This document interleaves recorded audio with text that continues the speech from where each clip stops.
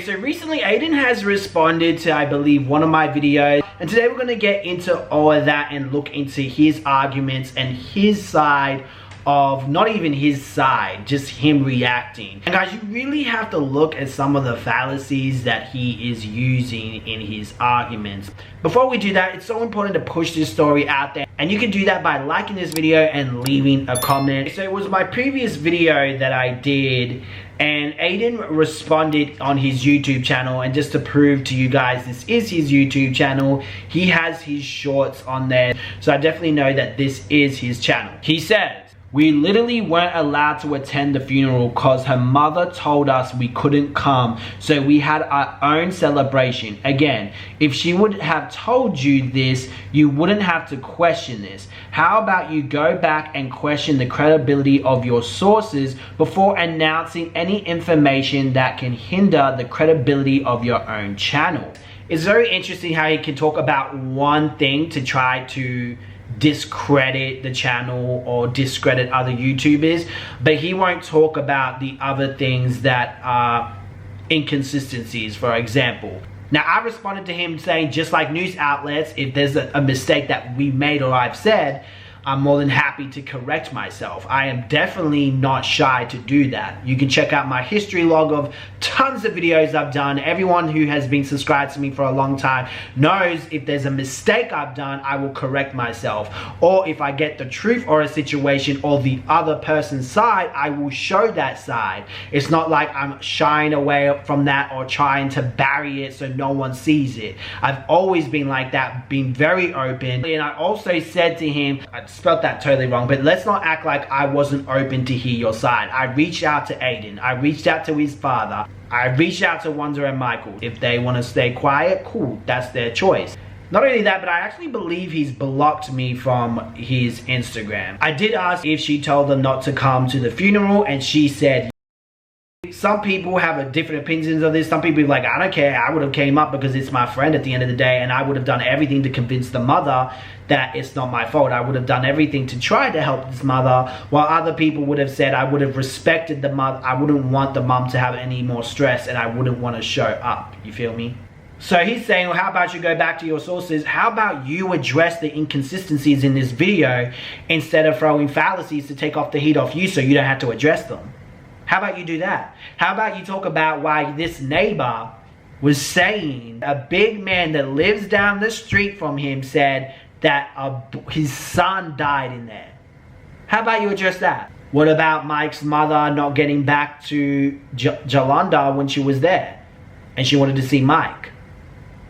Was that true or was that a lie? Yeah, I think the last time I sent her a message was September the 23rd. She stopped replying to me in July. What was her last message to you? The last time she responded to me was when she gave me Addison's phone number, July the 11th. And then that's when I called, when I texted on July the 16th, I said, hey, I went by the hospital to see Mike. They told me he had been released.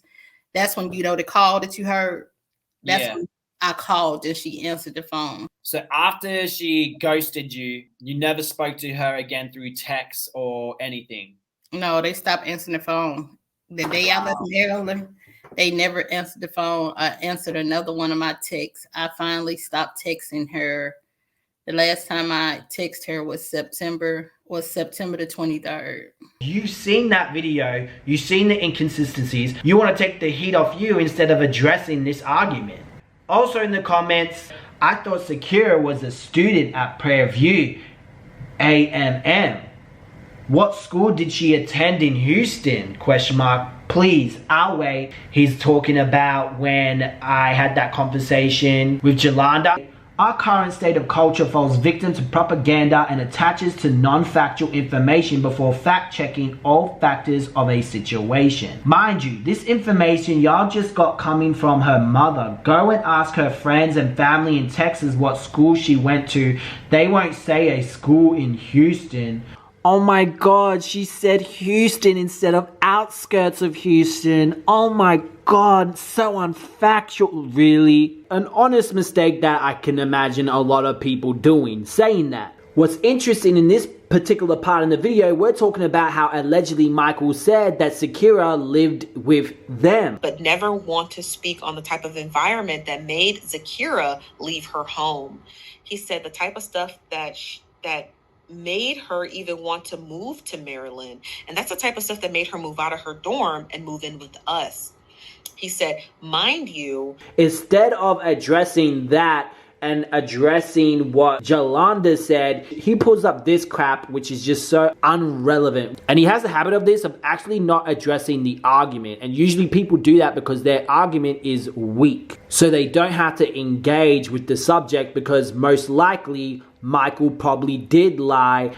On top of this, specific blogger has multiple grammatical errors. So how could you even begin to create theories of his information when he can't even spell? For you guys that don't know, I'm actually dyslexic, so my spelling is really bad. This is an ad hominem fallacy, attacking your opponent's character or personal trait to attempt to undermine their argument. Ad hominem attack can take the form of overtly attacking somebody, or more subtly casting doubt on their character or personal attributes as a way to discredit their argument. The result of an ad hominem attack can be to undermine someone's case without actually having to engage with it, which is very interesting because, again, Ayden, you are not engaging with the inconsistencies. You just keep bringing up irrelevant shit. He's not addressing how a man said a big guy said a boy died in the car. Now, remember the previous comment that I read, right? He responded to that eventually and said,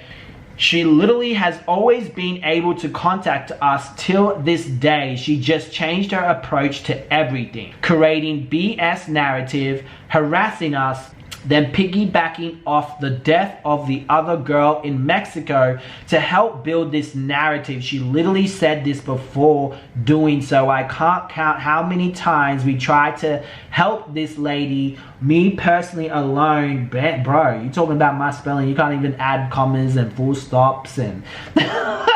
If anyone's seen evidence of this, of her piggybacking, please show me. I would love to see this. I can't how many times she tried to help this lady, me personally alone, but who's going to sit and listen to sick and disrespectful shit all day about someone you loved and care about? Again, he doesn't elaborate. It's like he just throws a accusation out there. What is she saying that's sick and disrespectful about Zkira? I understand grief, I truly do. I think we all do, but that doesn't mean construct BS because of your own guilt as a mother. What is she constructing? Again, there is an audio of a man claiming that a big guy told him that his son died in the car. How did she construct that? Also, there's an alleged message from Mike texting her saying that Zkira was driving, but in the crash police report it said that Michael was driving. So what did you construct? And I'm not insinuating that she's this God forbidden mom, but if y'all knew their relationship, it simply wasn't the best thing in the world at the point where we were her family and it was only us, and she was envious of how down for each other we were. Simple. Look, I don't know how true that is, but reading Zkira's Facebook post, it honestly doesn't look like it was a bad relationship. It looked like a really good relationship. The Facebook post contradicts what he says. There were days we didn't eat. We all didn't eat. We sharing whatever little things we had to make sure each other was straight. During the snowstorm, we was laying by heaters together, like moments that y'all don't know. My friend deserves to rest in peace and only be remembered as the beautiful person she was. She doesn't deserve to be a effing hashtag or an effing conspiracy. Like, for real, what the F is wrong with black people? We need to get our ish together and stop feeding into BS and fact check ish. Oh jeez, now he's bringing the whole race card into it. You know what Zkira doesn't deserve? To be lied on. To say she was drunk driving when the toxic report says that she was sick something, which is just below, below being drunk. As well as that, she was found in the rear of the car and allegedly Michael was driving. Again, Ayden has not addressed this properly. He has thrown fallacies. He is not engaging with the inconsistencies or the valid points that are in the video. And to me, that says a lot. Take what you want from that. Let me know what you think in the comment section below. While you're here, you might as well go check out the previous video I did on this situation. Peace.